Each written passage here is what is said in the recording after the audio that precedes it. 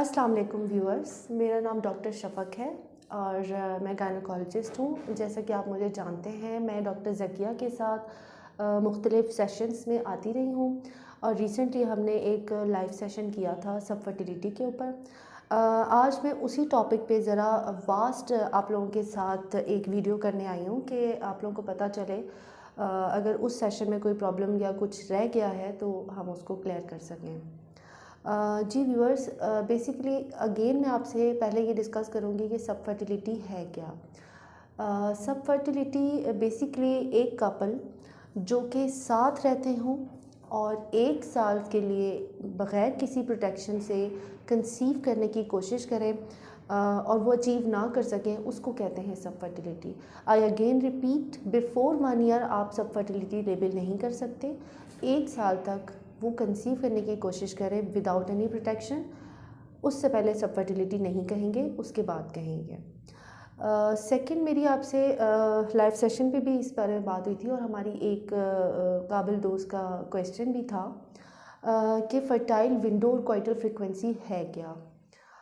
फ़र्टाइल window basically औरत के वो दिन होते हैं ओवुलेशन के जो साइकिल के मतलब मेंस्ट्रुअल साइकिल के बाद जो ओवुलेशन के अगले 14th डे जो होता है जिसमें एग निकलता है अंडेदानी से, वो दिन अगला पूरा हफ्ता उसका फर्टाइल विंडो होता है। उस दौरान ऑल्टरनेट डे पर क्वार्टर फ्रीक्वेंसी के ज़रिए कंसीव किया जा सकता है बासानी।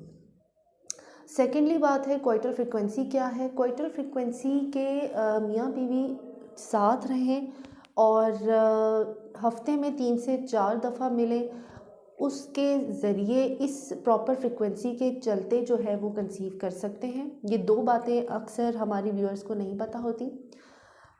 तीसरी बात मैं आपसे डिस्कस करूँगी कॉजेज़ के हवाले से। कॉजेज़ में आ जाती है, सबसे पहले डिफरेंशिएट कर लेते हैं मेल और फीमेल को।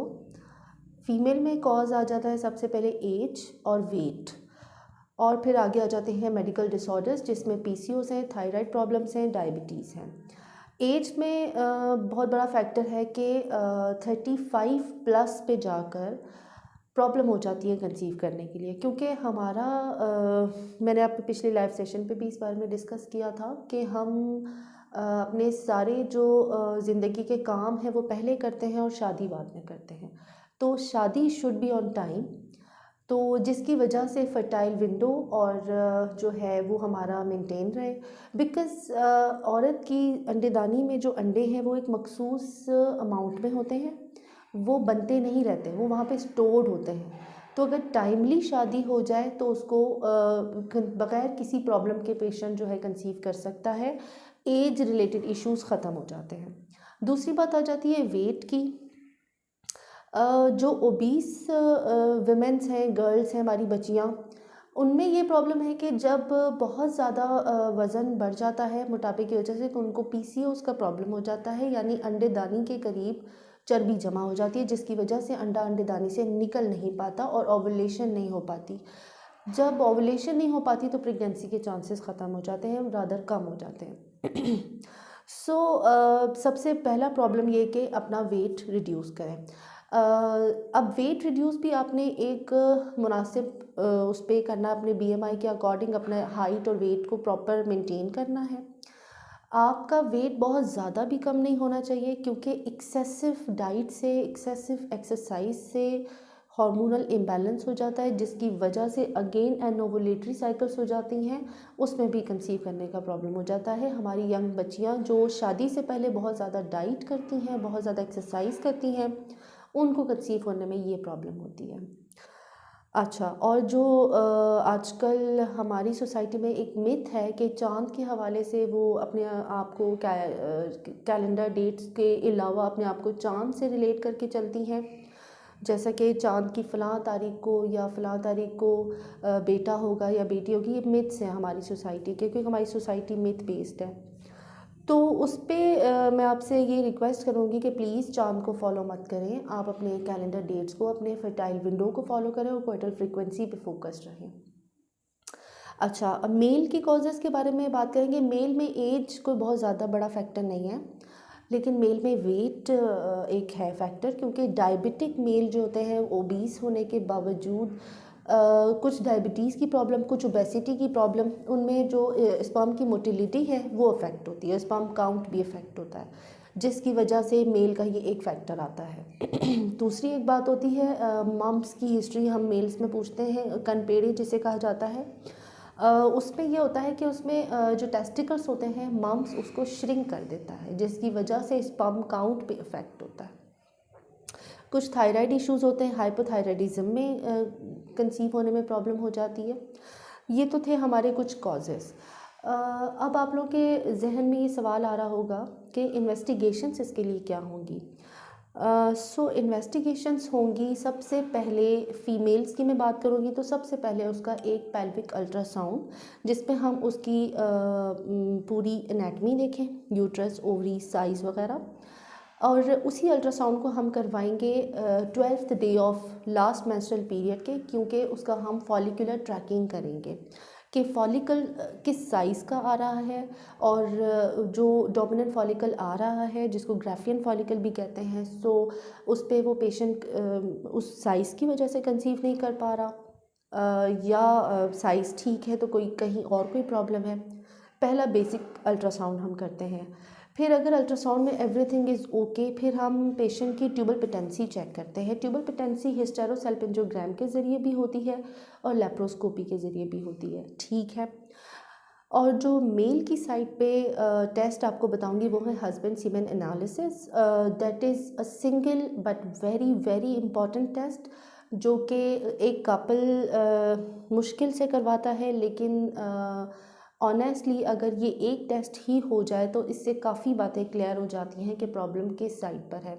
क्योंकि 50% प्रॉब्लम फीमेल्स की तरफ है, ये तो सच्ची बात है, लेकिन बाकी 40 to 50% हमारी मेल पॉपुलेशन की तरफ है। तो इसको मानना और इसको अग्री करना, समझना उतना ही ज़रूरी है जितना 50% हम फीमेल को इस बात का बनाते हैं कि आप में ही प्रॉब्लम है। सो ये कुछ टेस्ट हो गए फ़ीमेल के, कुछ हो गए मेल्स के।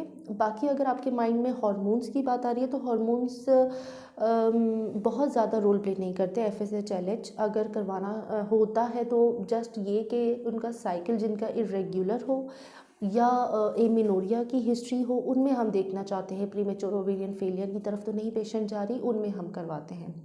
और थायराइड हार्मोन्स करवाने भी बहुत इंपॉर्टेंट हैं उनको, के पेशेंट हाइपोथायराइड या हाइपरथायराइडिज्म तो नहीं है, लेकिन अगेन इसका ताल्लुक पेशेंट की हिस्ट्री से आता है। अगर पेशेंट को हाइपो या हाइपर के कुछ सिम्टम्स होते हैं तो हम ये टेस्ट करवाते हैं। थायराइड पे भी एक वीडियो हम ज़रूर करेंगे, तो उससे भी रिलेटेड आपके कुछ क्वेश्चंस के आंसर्स इंशाल्लाह हम करेंगे वेरी सून। सो इन्वेस्टिगेशंस हो गई। अब मैनेजमेंट की बात मैं आपसे लास्ट में करती हूँ। मैनेजमेंट पे ये है कि मैनेजमेंट जो है ट्रीटमेंट सब फर्टिलिटी का बेसिकली आपके अपने घर से स्टार्ट होता है।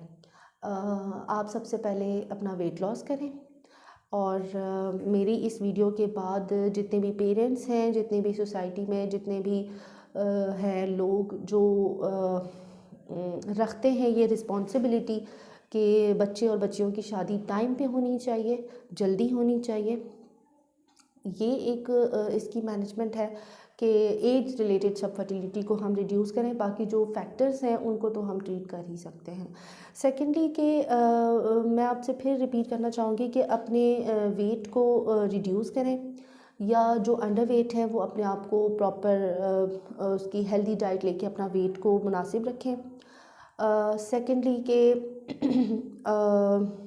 मुनासिब मिक़दार में अपनी ग़िज़ा लें, वॉक करें, हेल्दी रहें। और अगर ये सारी चीज़ें आप करते हैं और अगर फिर भी कंसीव नहीं कर पा रहे तो कम से कम 1 साल के लिए रुक जाएं, वेट करें। 1 साल के बाद फिर आपकी इन्वेस्टिगेशंस और ट्रीटमेंट स्टार्ट होगा। और अगर ऐसे मेरे कुछ काबिल दोस्त जो बेचारे किसी प्रॉब्लम की वजह से सब फर्टिलिटी का शिकार है, तो उनको 1 साल की वेट करने की ज़रूरत नहीं है। वो अपनी प्रॉब्लम को लेकर आगे आएँ, अपने गायनेकोलॉजिस्ट, अपने फिजिशियन से बात करें कि हमें ये प्रॉब्लम है, ताकि उस प्रॉब्लम का बर वक्त ट्रीटमेंट हो सके। लास्ट में मैं आपसे बस एक रिक्वेस्ट करूँगी, जिसको टेक होम मैसेज आप ले लें मेरी तरफ से, कि अगर आपको कोई प्रॉब्लम होती है तो आप अपने कंसल्टेंट गायनेकोलॉजिस्ट या फिजिशियंस के पास जाया करें।